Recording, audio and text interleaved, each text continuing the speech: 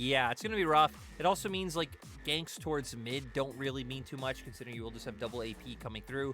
Opens up LGD for, if they do want to go towards this, yeah, bringing out the Swain. So another pick that just come very heavily into the meta. Does very well in 5v5s if you can get into the thick of things. You don't have too much engage on the side of LGD.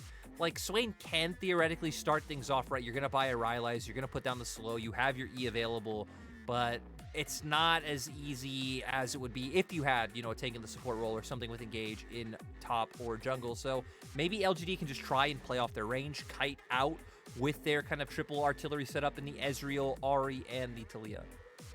All right. We can talk all day about compositions. We've got plenty of time to talk about that in the game. Lyic, I want to talk about the bottom lane. We have Draven, Renata against Ezreal and Leona. I feel like Assum is set up for success here. Because, you know, Leona theoretically shouldn't be able to do too much against a Renata. And you got Draven versus Ezreal. I feel like there's no way Ezreal can match Draven's damage output in the 2v2. Are we just going to see LGD focusing towards his bottom side once again? I think we should, because like you said, right, obviously the AD carry matchup, but even Renata into Renata versus Leona, right? Because I feel like it was kind of overstated at first, like, oh, pick Renata against like any tank supports, but it felt like supports that do have hooks, your cooldowns are just too long on Renata for them to matter, so the long range engage kind of shores it up. You find the kill pressure, but Leona doesn't really have anything like that. You can just tether her E range, out trade her consistently, and post 6, you should never be able to find a window onto her. So I think it's going to be a little bit rough for JDG's bot lane. I'm excited to see maybe what creativity they can come in with to try to get through this matchup unscathed. Gonna have to wait and see. And also this Sett versus Gwen top lane matchup. I'm kind of curious about how that one's going to pan out. It's not a matchup I've seen personally. But here we go. Game number 3. And once again, JDG going to go straight up into these top lane brushes. But once again, I imagine Fearness will just stay in his tri-brush here. I don't think he'll walk in to check the top lane brushes. So nothing going to come of it. JDG would be able to drop a ward if they want, or just try and clear the situation. But either way, they're not going to find any. Yeah, not going to be able to find anything based off this. We'll take a look at runes and a lot of things looking stock and standard so far. Dark Harvest, kind of the standard for Kanavi in the jungle. So going to go towards that, have a bit more damage he can deal later on. Swain, we've been seeing most Swains go towards the Unsealed Spellbook so far in the LPL. You could go towards Conquer, I think, if the enemy is a lot more melee heavy and you can like guarantee you're going to be able to keep that damage up and you're aiming to play more of a carry role. Even things like Phase Rush are all right. But pretty much every Swain we've seen so far has just been the mandate Swain, a lot more about enabling your teammates. So taking Spellbook so you can have more impact in teamfights, swap to things like the Ghost later on, will be critical. It certainly will. As it's going to be Kanavi starting on this bottom side. And we'll see how the jungle pathing is going to go down. With Shadow starting on the top side, we talked about them pressuring towards bottom lane, right? With trying to set Assum up, who has that cleanse as well. So in the team fight, should be able to be a significant threat. And any player that comes into the league boasting that they're a Draven player already, like, you know that mechanically they're going to be on point. So watching for good cleanses is 369 gets an insanely good trade to start this top lane off.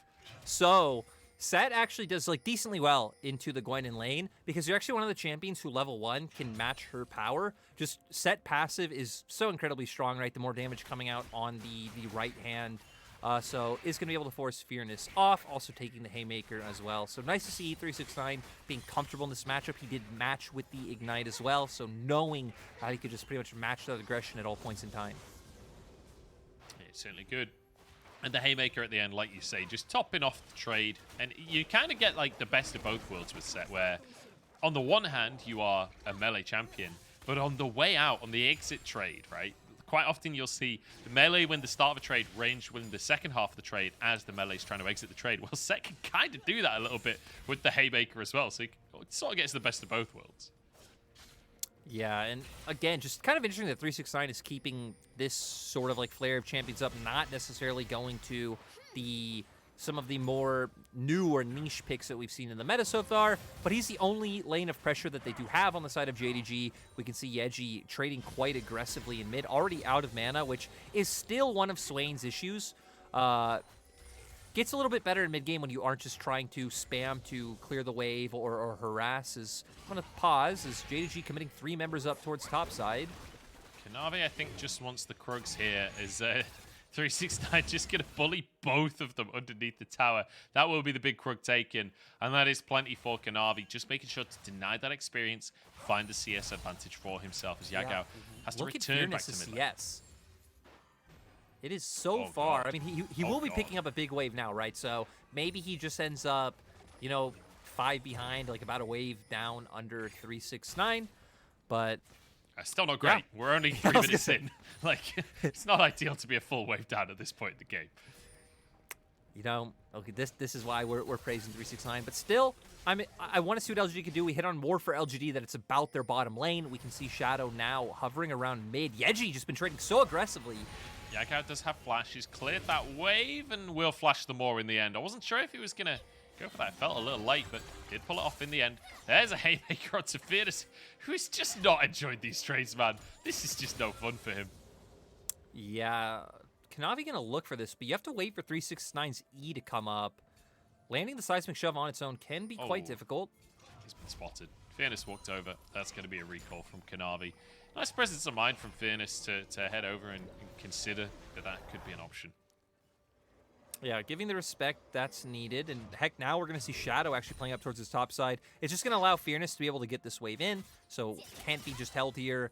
Will be able to get the bounce back to farm safely, and Shadow should just go for a reset as we get a replay in the bottom right-hand side, just showing how Yagao's flash was forced out.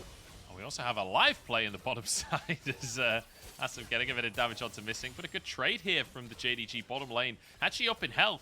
And Kanavi potentially can move down into this bottom side. Missing will look for the engage. Has flash available. JinJiao the target here. Big damage onto him. But he flashes from both of them at the same time. Little bit of, I think they needed to stagger the CC a little bit from the side of JDG. Still, the fact that they get this flash is huge, right? Playing a ranged support. Very squishy, always hard to just keep that push up in lane when you're down a summoner. It means repeat ganks will be so deadly. So now even more reason why Shadow will have to put more attention down towards this bottom side. We've seen Yeji has been able to keep up pressure in mid pretty consistently, and Swain is a champion who doesn't really need to roam too far to impact another lane, right? Hover towards bot, you can drop your W, give some assistance over to your bot lane, and it feels like at this point, you're kind of just leaving Fearness to his own devices. Like, he's already fallen this far behind in lane. It feels like a situation that would be very hard, if not impossible, to salvage. Yeah, it feels tough, that's for sure. But LGD at least will get themselves this Drake to kick things off. So positive for them, because, you know, it felt like the Drake was the big difference maker between game number 1 and game number 2, right? Whoever controlled that Drake controlled the early game. So at least... at least LGD have that in their pockets to start this one off. Fairly even in gold as Missing moves in, trying to clear some vision. Shadow doesn't want to let that happen. I feel like Missing could just finish that ward off, though. Yeah, he's going to go back and make sure that they do clear the vision. Oh, flash from Shadow. Commitment onto Missing, but they don't really have a way. Oh, they do. Yeji just flashes forward. They have way more damage than I thought they had.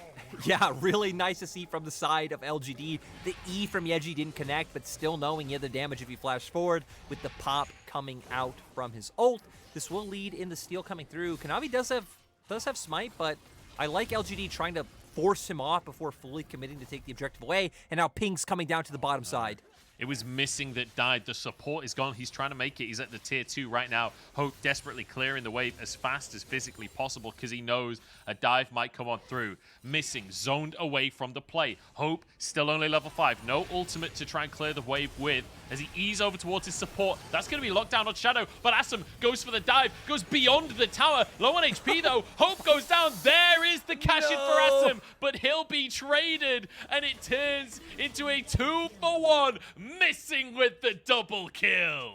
And this is why we don't see really any early game dives anymore. The more damage coming through, yes, it is like a bit less of a buff early, and the damage buff actually scales the later the game goes up to 13 minutes, 30 seconds, but it's the ramping damage. Any amount of more damage times like 40% is huge. Now, will Kanavi, does a flash up?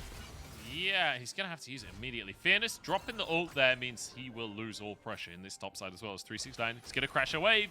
And that means with Fearness having no ultimate available, with 369 having pressure in the top side, that will be Herald. Started off by JDG. Shadow is in the area. Maybe there's a chance for congestion, but I don't think so. No, yep. Definitely should just head back down to standard lanes. Looks like they might have the Draven pick up mid-wave first, so he's not really losing out anything through that bottom turret. Overall, there will be some golden XP lost as Fearness having to deal 3 members.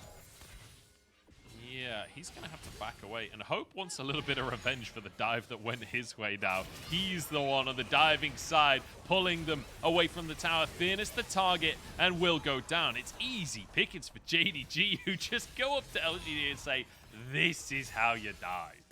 Yep, committing 4 members as compared to only 3. I mean, even down on that bottom side, we'd seen some members of LGD already chunked. So just going to be a nice bit of kill gold over to the side of JDG. They do still have that Rift Herald as well. Interested to see where they opt into putting it. You don't really have too many plates taken in any of your lanes so far. It actually only might be this top lane with that 1 plate down. We'll get the replay of what happens down in the bottom side. JinJiao is going to be the member to start tanking, but Hope blowing a flash early doesn't get CC'd down. And again, that 2nd turret shot coming through, 3rd, and now Shadow going to take the 4th, so definitely feeling the full power. Like you said, though, Assum getting the his stacks cashed in, so at least did get a bit of gold, and I think he backed on, yeah, we can see now Serrated Dirk plus a Sheen. Even it's sitting on 2 longswords as well, so this Draven will be hitting pretty hard. Wait, Serrated Dirk plus a Sheen? I didn't know a Sheen was casting today. That's crazy. Making his way into the LPL no matter what. Incredible stuff. That's actually how, you know, I met a Sheen years and years ago when I used to work at ESL in the UK. And that was actually how he introduced himself to me. He was like, the name's a Sheen. It's spelled Oisin, but it's like, and then like the League of Legends item Sheen. I was like, oh, cool. Good to meet you, Sheen. I remember I would incorrectly pronounce his name for a long time on purpose just because it would ruffle his feathers a little bit, and it was kind of adorable. So I did eventually just start calling him a Sheen, which is what we should all do. Don't call him Oisin or Oishin. You could call him Ocean, which is a bit of a funny joke. Yeah, but it's less funny if you're not in the know, I will say. That's one of the things one of the producers used to call him.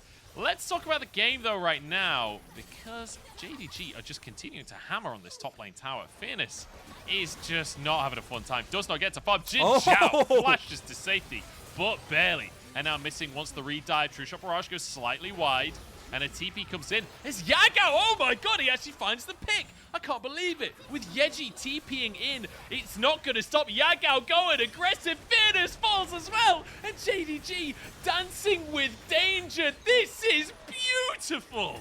Yeah, they were doing that so well, coming in and out of turret range to make those dives possible. They will get 1 turret. They should get a charge on a 2nd one. I do got to say, Assum in the bottom side, though, is having free time with this turret as 369 has just been covering mid.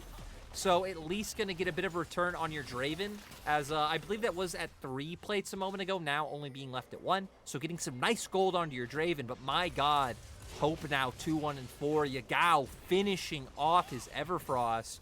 JDG definitely coming into the next dragon fight extremely strong. And honestly, Yagao is the highlight player for me. Didn't miss a single charm on this one. The damage he was getting out, but also, as the TP comes in, he's the one to go aggressive again and make the play happen. Yeah, we see a lot of abilities from other members missing, right? True Shot Barrage dodged out, Q missed, but right there, Yagao going back in, lands with the Q, and then just finding the confidence, the Spirit Rush to come in again, lands another charm.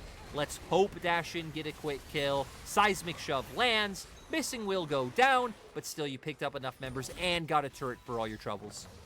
It's so beautiful to watch, and the amount of range that JDG are playing with there, a lot of the time they don't need to be under the tower to be threatening from both sides. Now LGD, desperate to get another Drake because they realize they are falling behind. 3k gold deficit right now as Yeji finds a route onto missing. Pops the ulti a little bit too soon on this one, and now a contestation on the Drake, but they will get it. LGD trying to escape.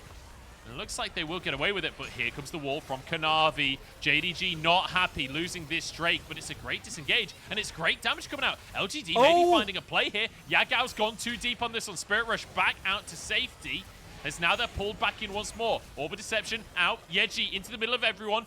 Doesn't quite have the damage to finish the kills. The Maw won't find anything, and everyone's so low, but nobody going down. Yeah, that was just very tragic on both sides. Yeji and his ult. We see a bunch of skill shots missed from the side of JDG, but 369 doesn't care about Fearness, just going about his day, slamming down turrets. I mean, he's 50 CS up, he's man. 50 CS. It's a mythic. It's a mythic versus plated steel caps, an amp tome, and a ruby crystal. My God. There's no wonder he doesn't care what Fearness does to him. Fearness can't do anything. Even if it doesn't matter what he does, he's completely powerless. I mean, 369 is having a series and a half. Game number 1, not the greatest, but still actually a good Kennen game, ultimately. Like, his ults were good, just exhaust exists. But game number 2, game number 3, he is dominating Fearness. Yeah, he's done incredibly well in this matchup. Again, maybe something Fearness wasn't quite ready for or didn't quite expect to come out from 369. But 369 definitely just handling it beautifully so far. Kind of surprised we didn't get a replay of the last fight. Maybe it's for the best. Again, a lot of things missed. We had just praised Yagao, goes in, kind of flops everything. Yeji no with his ult usage, kind of questionable. In my experience of LPL production, it doesn't count if the kills didn't go down, you know? Like, nobody died ultimately in the fight, so we don't get a replay of it. That's my experience of how it works. Herald is up, though. So JDG, the ones with positional advantage right now, as Kanavi gets the grab. But with Yagao down in the bottom side, he does have the TP available. You can see Yeji moving over because his TP's on cooldown. Yeah, so he's going to be in the area already. LGD just going to try and contest and make their way into River. They do have some vision to clear out because JDG do have some nice control rewards in top side. Oh, missing. Looks for the engage, and the combo is perfect. Yeji left alone as Assum cannot back him up. In goes 369, forcing Shadow away. And my God, that was brutal. Yeah, even, I don't know what Assum cleansed. I don't know if maybe it was the Everfrost, but then the charm still connected from Yagao, just no one in range to be able to follow up on him. They should be able to guarantee this turret going down. They will manage to pick up the Herald as well. 369 even going to push in that top wave, just pretty much controlling all areas of the map. Recalls even going to come off in time for someone to go catch the wave that Fearness is pushing in bot right now. But look, Shadow stealing away the Raptors. Who's the true winner, Who's the right? real winner here? He's going to be even in CS. We take those if we're LGD right now because it's all we've got, man. 6,000 gold lead for JDG. And, you know, I came into the series saying I wanted to see JDG style it. It didn't work out for them in game number 1. But ever since, they have been playing just insanely. Missing with a beautiful engage here. Gets the root to set up for his ult. Gorgeous. I'm just surprised how JinJiao was so fearless in walking forward, because look where the Gwen is on the minimap. Nowhere close. They set it up, seismic shove lands. They're able to keep going forward. Great Spirit Rush coming through from Yagao. And again, Charm still landed. Sadly, no real damage to be able to follow up. But once again, just another case of if they hit their abilities, it works. Again, JinJiao, in my mind, kind of did make that one a little bit easier. He walked up aggressively to try to find the handshake, and just not respecting the amount of members from JDG who are already there. Like 369 was already in the area compared to Fearness, who was still making his way over from bot side. Yeah, I mean, like it wasn't a perfect set for LGD, but an attempt was made. And at this point, I'm willing to give them a gold star just because they're at the bottom of the class and they need a pick-me-up. You know, it's one of those kind of teaching situations. 369 has found himself an angle. Yeji is on the wrong side of this play. And here comes Kanavi as well. He gets through. He's going to be able to remove the wall, though, so 369 can still make it here. Yeji is like, okay, well, at least I'll clear a minion wave. But 369, if he wants, can ultimate the tower. I don't think he even needs to use the showstopper here. Just punches him to death. And, well, You know, Drake is up. I love how they're so strong that, like, they actually could have just waited outside of Yeji's ult range and just let it time out since he isn't training anyone. But they didn't care. They're like, no, we know we're stronger than you. 369 is huge. They go in. They should be able to guarantee this dragon. It's 18 seconds on Yeji. He does have TP, but I'm not sure if their composition really has the tools to stall this out long enough because they are the shorter range composition. Yeah, I don't think that the early 2 Drakes are going to matter too much in this one. JDG comfortably take the 3rd one. 6,000 gold lead, as I said before, and now they can pressure on the bottom side. Remember, they got the Herald earlier, so they can take this first tower manually, drop the Herald, and push towards a tier 2 as well. And it doesn't feel like what do LGD do? How do you fight back in this situation? Because it feels like this is a comp that needed to be ahead early. Yeah, I think it's so rough. Again, even finding ways in as like your Swain is very hard, and you only get those opportunities if JDG give them to you.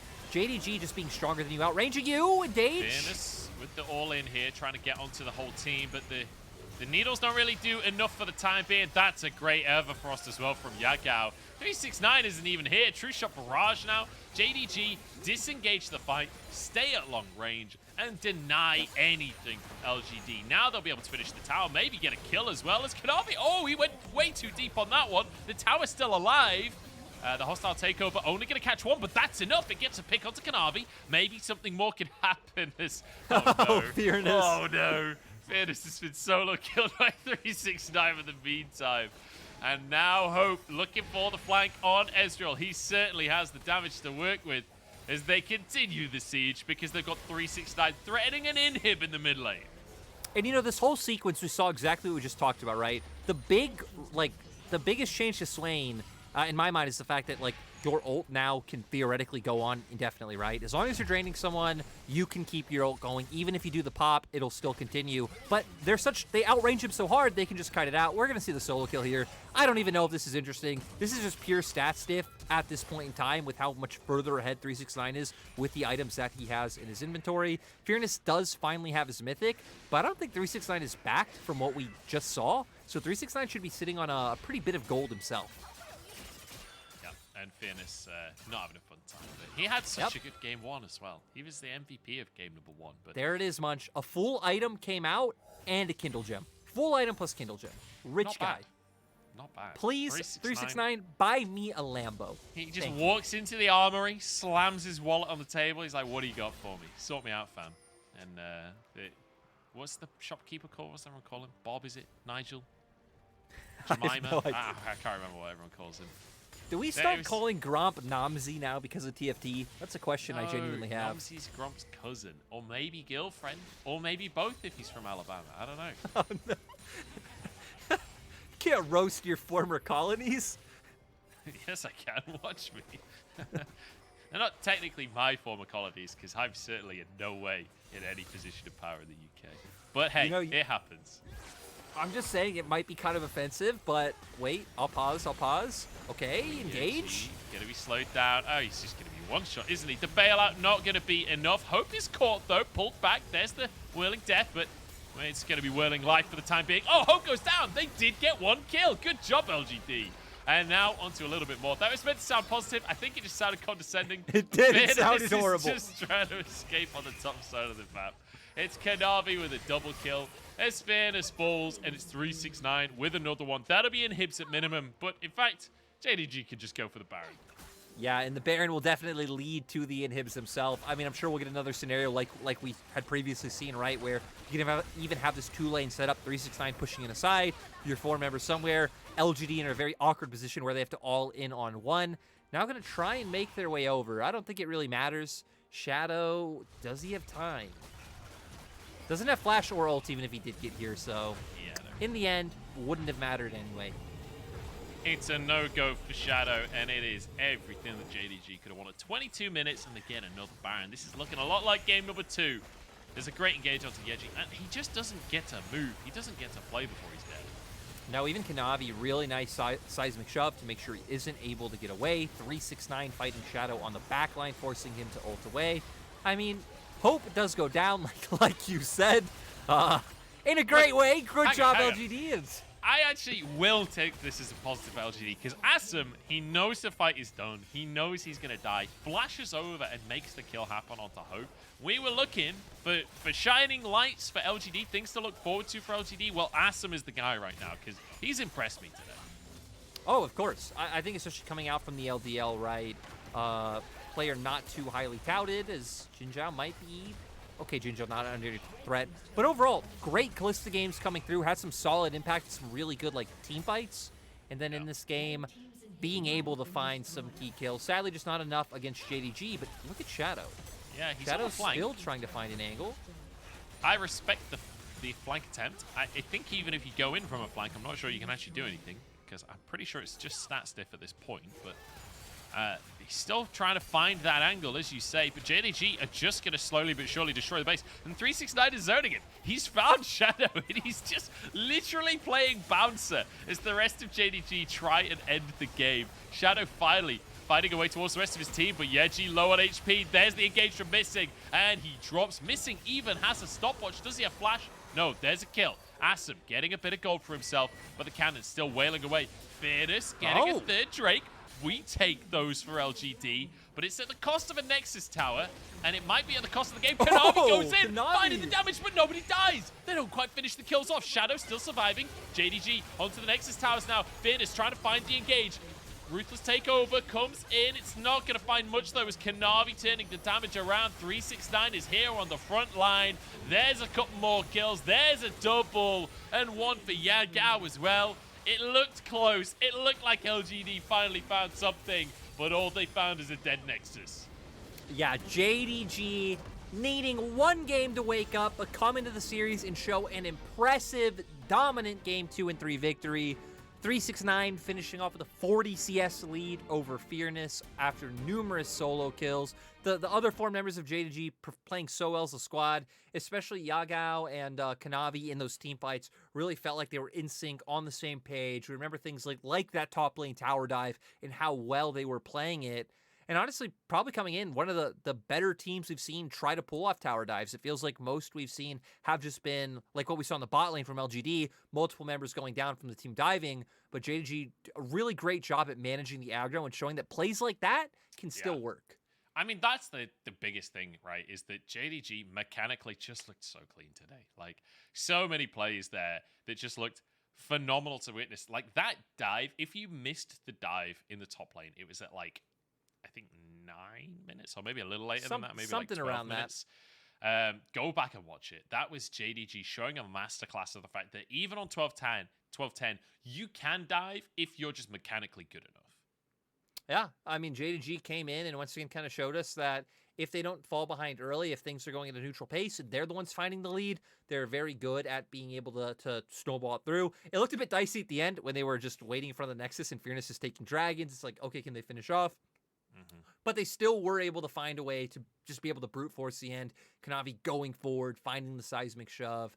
And overall, again, just solid performance from JDG, who now sitting 2-0 in the standings against one team who were one of their rivals from last playoffs in top esports. Now one team who might be lower in the standings. I don't know. This series is kind of a hard gauge for maybe if LGD is a better team now and can push their way up a bit higher in the standings.